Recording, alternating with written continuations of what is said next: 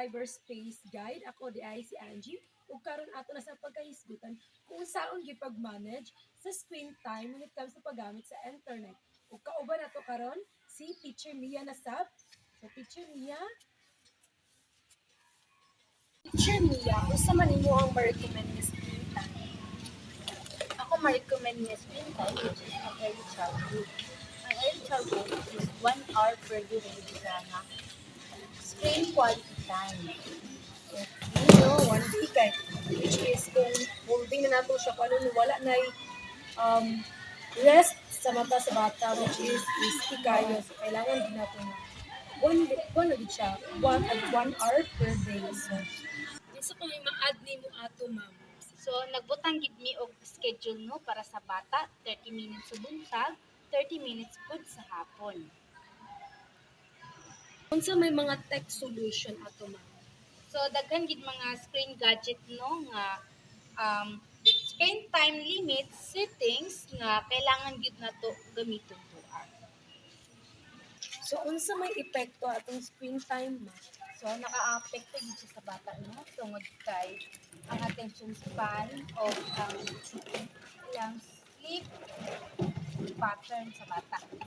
So unsa pa may imong quick tip no? So, one is ang alternate with physical play. So importante yun kayo no na ato gid silang i-alternate no sa physical play kay which is play yun is nice for the children. So dahil sila matuan. Instead na always na sila no magamit sa ang internet, why alternate it with physical play? So nice gyapon siya. So other than that ma'am, next pang tip na ihiguan Which is turn off autoplay. is play. Use timer. Gana ko rules ang mga bata which is katong turn off autoplay. Sa atong nadunggan kang Teacher Mia no, ang quick tips yun na yung gihatag is kailangan nato i-alternate with physical play ang paggamit sa internet. And then also use timer which is always na magamit sa kaniang sa games baka why not 30 minutes daw. Kailangan na 30 minutes sa morning, 30 minutes sa hapon. So importante Trigo. it is really important nga ang bata is ato silang ipa-engage when it comes sa physical play kay dili lang more on internet, more on cellphone, more on online games dapat sa nasa gyapoy physical activities no na makuan sa bata. And then also use timer, dili na paminti lang whole day gini mo sila gyud ipa gamit sa cellphone.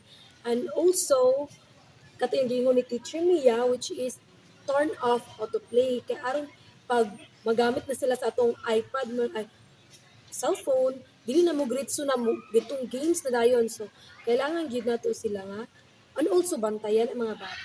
Ang karon nga takeaways nato karon nga episode is kung unsa gyud ang epekto kung dili ta magamit sa screen time.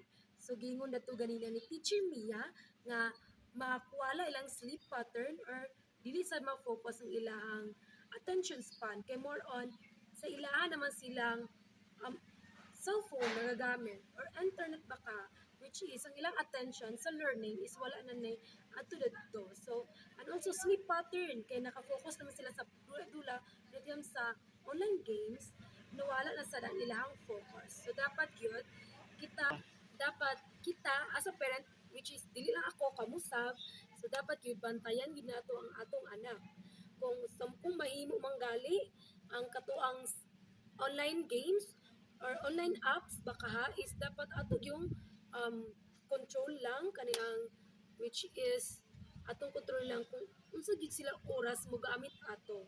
So that would be all. So next time wish na kaniang maminaw gyapon mo maglantaw sa ato ang episode 3 or 4.